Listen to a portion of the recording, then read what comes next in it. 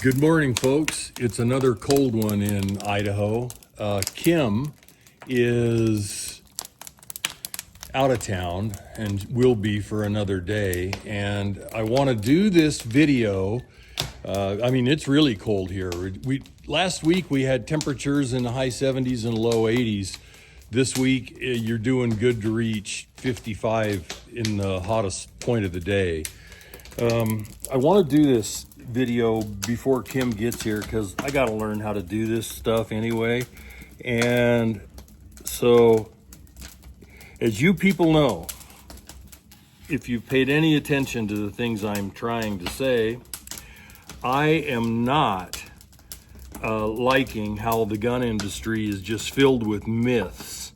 And so we did the video 3 days ago or so on the 10mm, and what happened was everybody's comparing it to the 41 Magnum, saying it's the way buffalo bore loads our 10mm ammo, that it is basically 41 Magnum level, power level. And I want to dispel that myth because I've heard it so many times in my life, and being a manufacturer of commercial 41 mag ammo of all different types, outdoor as well as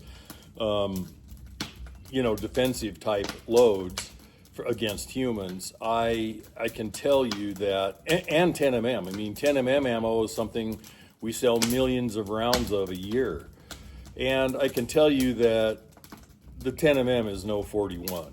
Now, truth be known, I'm not a massive fan of either.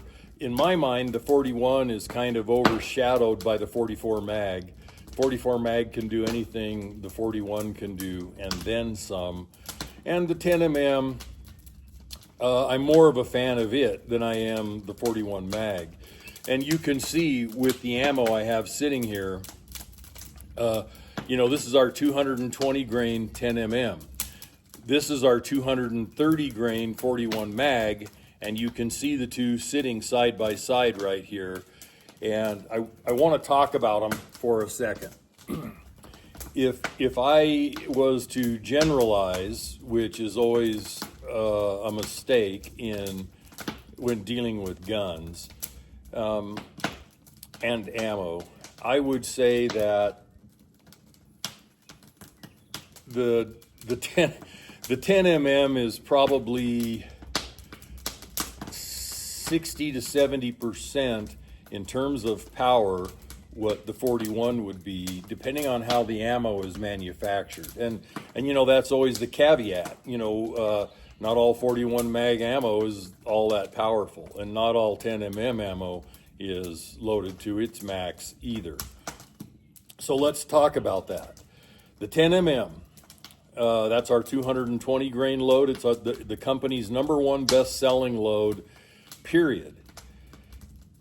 It is doing, if you want to look at, here's the Glock model 41. No, 40. The 6.2 inch barrel. That load is doing 1,170 feet a second out of this gun. Now, out of your typical Glock Model 20, it's doing 1,130 feet a second. However, in this custom-made 10mm that I have, with only a 5-inch barrel, it is doing 1,200 feet a second. So the shorter barrel happens to be faster than the longer barrel in this particular case. And, I've seen a ton of that in my life when it comes to internal ballistics. There's more going on inside a barrel and inside a firearm than most people even begin to understand. However, the 41 mag with this 230 grain hard cast bullet that's also gas checked, and I'll explain why in a minute. When we run hard cast bullets at the velocities I'm doing with the 41 mag, you're better served to gas check the base to stop leading. in this revolver, this is just your typical Ruger Black Hawk. It came with a 6.5-inch barrel, half-inch longer than I like as a maximum barrel for just packing into woods, so it doesn't really matter. But that 230 grain bullet is doing 1,500 feet a second compared to the 220 grain bullet 10 mm doing a max of 1,200 feet a second. So you got a 10 grain heavier bullet.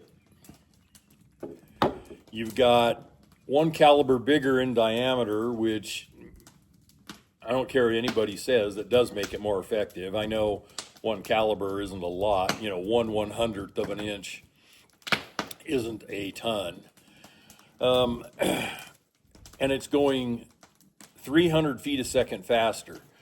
Now, in this 4-inch mountain gun, that 230 grain bullet is doing a lot closer to 1,400 feet a second than it is the 1,500 feet a second I get out of this revolver.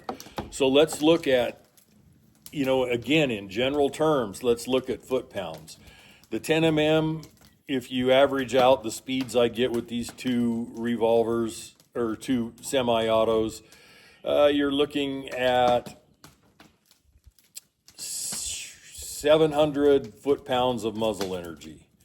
Now, as many of you know, I'm not a big believer in muzzle energy, but to keep things simple and just straightforward, 700 foot-pounds of muzzle energy for the 10 mm.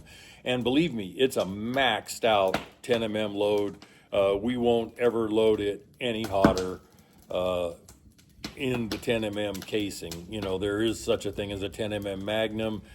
You can pick up some velocity in those, but they won't fit in your typical 1911 firearms or Glocks without a lot of fitting to be done. So you're talking 700 foot-pounds max. The 41 Magnum, you're talking over 1,100 foot-pounds out of the 6.5-inch Ruger. In fact, 1,150 foot-pounds. So the difference is not what I'd call negligible. The difference is significant between the two cartridges. And for outdoor use, since I'm a revolver guy more than I am a semi-auto in the outdoors, I'd pick the 41 mag any day over the 10 mm. But I'm not a 41 mag guy. If I'm going to carry a 41 mag, I'd rather carry a 44 mag. If I'm going to carry a 44 mag, I'd rather just carry a 454 Casull, or why not a 500 Linebaugh. But keep in mind, I live in grizzly country. I hike here, I hunt here. I go into the mountains after, my buddies are always killing elk, and then they show up at my house and say, hey, can we get your horses and pack that elk out of the mountains? Well, I do a lot of meat packing for that reason. I just enjoy being in the Rockies on a horse. But I encounter grizzlies. Just last year, I took a friend named Sean out elk hunting. He wanted to kill a nice 6-point bull, and I think it was our second day hunting, he did kill a nice 6-point bull. We quartered it and left it in the cool shade, and then that night it blizzarded on us, so the next day we couldn't pack it out. We couldn't get the horse trailer up the little Forest Service road to even start. We had several miles to ride in after that. But it warmed right back up because it was early in October. Well, it was mid-October.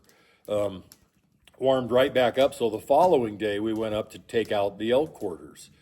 Well, there was a grizzly sow and a cub on it, and so that worked out well. I never cower from grizzly bears, and I never back down. I don't want grizzly bears thinking that I'm prey or that I'm easy. And too many grizzly bears think that because of how people treat them. The grizzly bear has to run from me, or the grizzly bear dies. That's just the way it is. And oh, I know there's all kinds of unconstitutional laws against that because they're so-called protected down here in the lower 48. You know,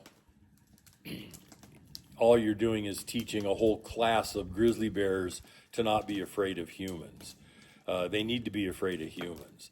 So my point is, I carry big revolvers around here, you know, and can I get it done with a 10mm semi-auto? Absolutely. Can I get it done with a 41 mag? Absolutely. I mean, but bigger is better. And I will say this for the 41 mag, while I've got the 10mm 100% maxed out for commercial use, this 41 mag load here, this 230 grain, kind of a Keith style bullet. It's not technically a Keith style, you know, religiously. It deviates a little bit from Elmer Keith's style, just by having a gas check on it, and the driving band is different, all that stuff that doesn't really matter for practical use, but it's not maxed out. I mean, it's maxed out for what I'm willing to develop and sell to the public shooter, but it is not maxed out, whereas the 10mm is. So folks, I hope we have, you know, let's talk TKO, by the way. I ran some TKO numbers before I came out here.